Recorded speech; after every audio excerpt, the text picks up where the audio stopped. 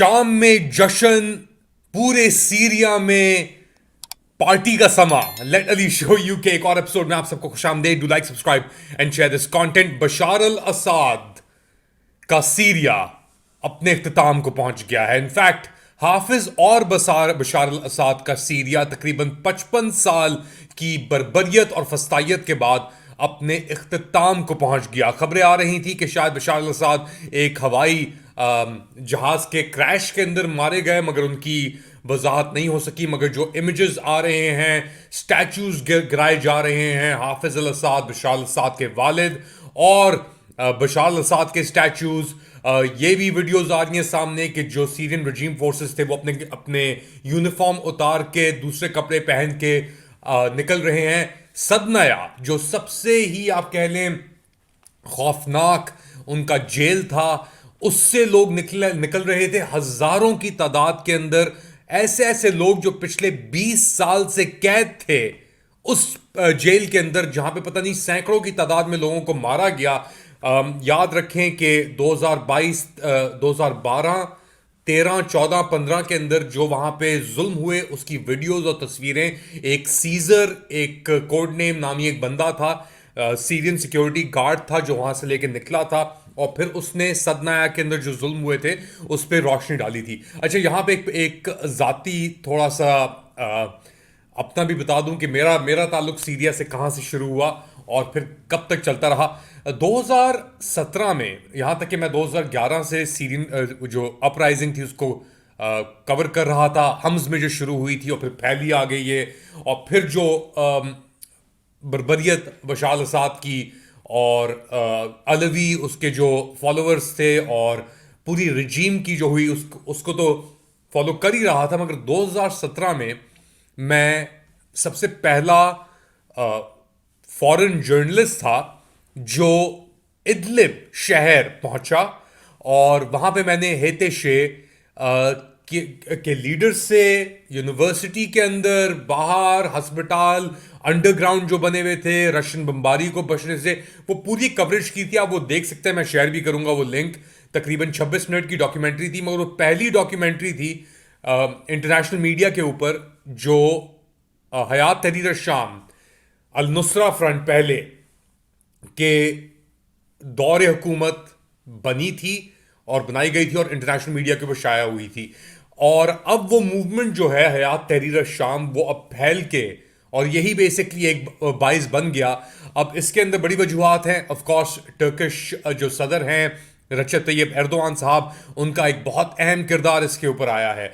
अभी जोलानी साहब जो हैं अपना हेते शे के लीडर, उन्होंने एक अलमिया शाया किया है, एक अपना एक नोटिफिकेशन कि वो इंटरनेशनल कम्युनिटी को बुला रहे हैं कि जो सीरिया के पास केमिकल वेपन स्टॉक पाइल से रजीम के पास, उसको मॉनिटर करने के लिए। अब ये दो तीन तरीके से देखा जा सकता है। ये एक तरीके से अश्योरेंस भी है इसराइल को, क्योंकि इसराइल गोलान की जो चट्टाने हैं उन्हें अभी ऑक्यूपाई कर रहा है, उस पर काबिज है, वो सीरिया का हिस्सा है। अब बशार अल असाद के जाने के बाद इसराइल के लिए एक तरफ तो एक अच्छी सिचुएशन इस तरह पैदा होगी कि जो इरानियन प्रॉक्सीज हैं वो हट गए उसके बॉर्डर से। हिजबुल्ला सीरिया के अंदर जो था वो हट गया। हशद शाबी जो ये शिया मिलिशियास थे इराक से, वो हट गए। मगर दूसरी जानिब हयात तहरीर शाम और ये यूनिफाइड जो अब एक सुन्नी मेजॉरिटेरियनिज्म का एक आएगा सीरिया के अंदर, उसका फॉल आउट इसराइल के अंदर ही महसूस होगा। इसराइल की कार्रवाई, अब एक और फ्रंट इसराइल के लिए खुल सकता है। मगर यह भी कहा जा रहा है कि जोलानी और हेते शे की कामयाबी के अंदर ना सिर्फ तुर्की का हाथ था, बट इसराइल का भी बहुत बड़ा हाथ था, क्योंकि इसराइल ने जो डिकैपिटेशन की हिजबुल्लाह की लीडरशिप की, जिसके अंदर हसन नसरुल्लाह साहब भी शामिल थे और दीगर आईआरजीसी के कमांडर्स भी शामिल थे, उसकी वजह से ये एक ओपनिंग मिली। अच्छा, ये एक स्टेटमेंट भी अब चलाया जा रहा था। ईरानियन प्रॉक्सीज अपनी डिसइंफॉर्मेशन कर रहे थे कि जी जोलानी तारीफ कर रहा है इसराइल की। ऐसा कुछ नहीं हुआ, ये खबर अब सरासर झूठ थी और फिर उसकी वजाहतें भी आना शुरू हुई। मगर मैं आपको पहले ही वार्न कर दिया था कि टाइम्स ऑफ इसराइल या इसराइली अखबार या सोर्सेस के ऊपर इस मौजू के ऊपर फोकस करना या कि यकीन करना मेरे ख्याल से थोड़ी सी बेवकूफ़ी होगी। खैर एनीवेज, जो जश्न हम देख रहे हैं सीरिया के अंदर, जो बर्बरियत बशार अल असाद ने की, जो खाना जंगी के दौरान जो कत्लो गारत हुई, जो ऐसे ऐसे तशद्दुद हुए जिनका हम जिक्र नहीं कर सकते, बयान नहीं कर सकता, क्योंकि मैंने तो अपनी अपनी आंखों से और अपनी रिपोर्टिंग के थ्रू उन लोगों को जिन्होंने सफ़र किया, जिनके बच्चे, जिनकी माएँ बहनें गायब हो गए, बेसिकली बशार अल असाद ने गायब कर दिए, और उसके बाद जो भागना पड़ा जिन सीरियंस को, यूरोप भागे, तुर्की के अंदर जिल्लत उनको परेशानियां सहनी पड़ी और अभी तक सह रहे हैं, उन सब के लिए एक ऐसा मौका है, ये इतनी खुशी बयान करना नामुमकिन है उन लोगों के लिए जो सीरियन नहीं है, या जिनका वास्ता, या जिन्होंने नहीं देखा कि कितनी तबाही हुई थी इस खाना जंगी की वजह से, और बशार अल असाद की इस ये बेसिकली एक असाद डायनेस्टी आप कह दें, क्योंकि हाफिज अल असाद 1971 से लेकर ऑल द वे अब 2024 का एंड, ये एक ऐसा एक नासूर था जो तकरीबन 55 साल से जो खून चूस रहा था सीरियंस का, और इनको बैकिंग भी थी, सोवियत यूनियन की बैकिंग थी और ईरान की बैकिंग शाह के जाने के बाद, तो वो नेक्सस जो है वो एक तरीके से तबाह हो गया। मगर ये नहीं कह रहे कि जो दूसरी तरफ नेक्सस खड़ा है, जिसके अंदर इजराइल, अमेरिका और एक हद तक तुर्की भी शामिल हैं, वो बेहतर होंगे, ऐसा नहीं कह सकते, क्योंकि इन सब के अपने डिजाइन्स हैं।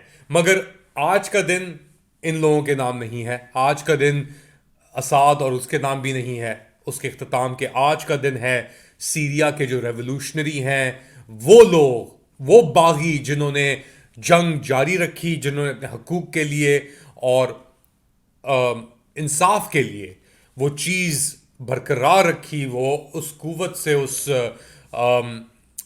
वलवले से अब आए हैं, और उनके जो पहले इकदाम जो नज़र आ रहे हैं, सीरियन जो एग्जिस्टिंग रजीम के लोग थे उनसे ताल्लुकात भी चल रहे थे, इनके राब्ते थे, रवाबित जारी थे। अब ये भी इंफॉर्मेशन आ रही है कि जुलानी ने एक और ईडिक्ट दिया है, एक और पैगाम दिया है लोगों के, कोई भी गवर्नमेंट बिल्डिंग्स पे नहीं जाएगा, अंदर नहीं घुसेगा। एक स्मूथ ट्रांजिशन की तरफ ये लोग अब सिचुएशन को मूव करना चाह रहे हैं, मगर बदले तो होंगे।